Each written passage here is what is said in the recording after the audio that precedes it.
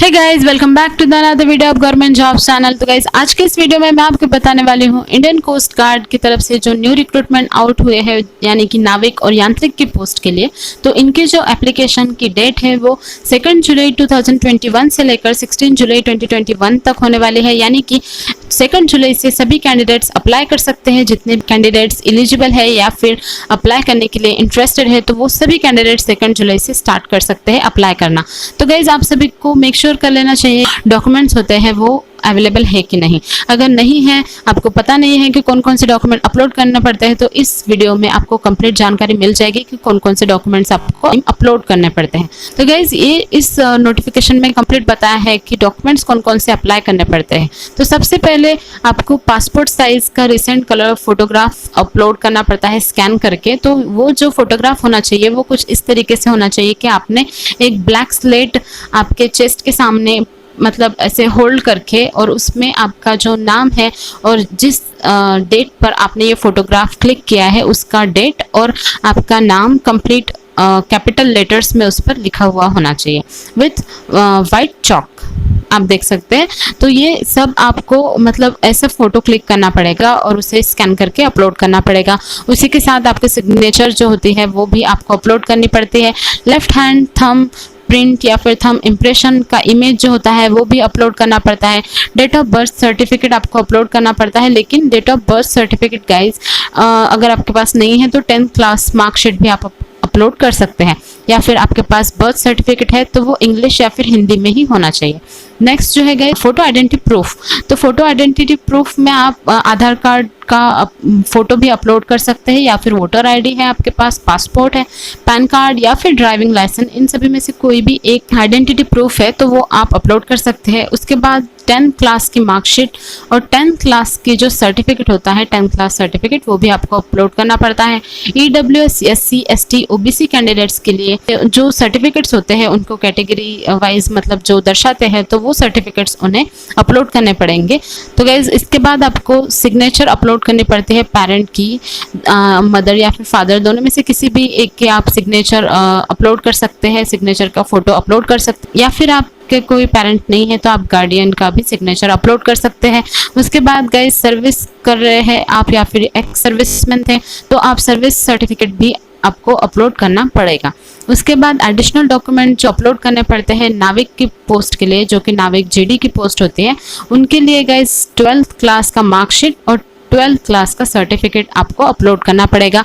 उसके बाद जो एडिशनल डॉक्यूमेंट्स होते हैं यांत्रिक की पोस्ट के लिए, यानी कि मैकेनिकल, इलेक्ट्रिकल एंड इलेक्ट्रॉनिक्स की जो पोस्ट होती है उनके लिए भी 10th क्लास का मार्कशीट कंप्लीट, मतलब जिनके भी 10th क्लास कंप्लीट हो चुका है उन्हें 10th क्लास का मार्कशीट अपलोड करना पड़ेगा और 10th क्लास का सर्टिफिकेट भी आपको कंप्लीट करना पड़ेगा। या फिर मतलब आपने अगर 10th क्लास कंप्लीट किया है तो आपके पास मार्कशीट भी होगा और 10th क्लास का सर्टिफिकेट भी होगा, तो ये दोनों भी आपको अपलोड करने पड़ेंगे, या फिर नहीं है तो भी चलेगा।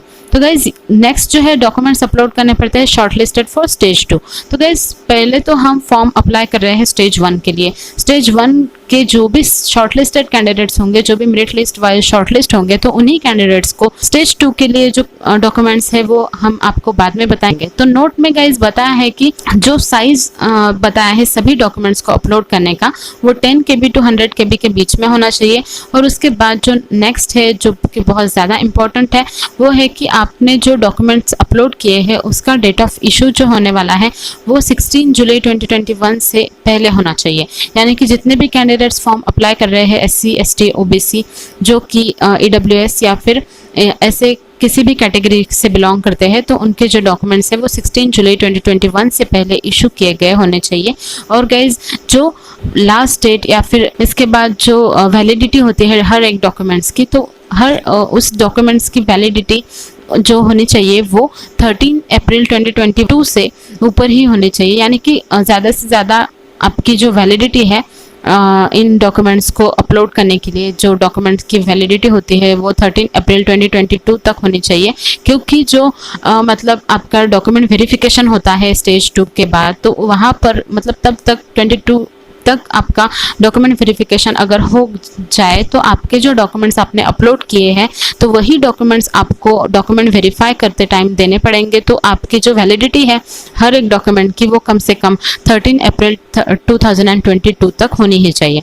तो ये सभी जानकारी उन्होंने अपने नोटिफिकेशन में बताई है। अगर आप एलिजिबल है तो फॉर्म भी अप्लाई कर सकते हैं।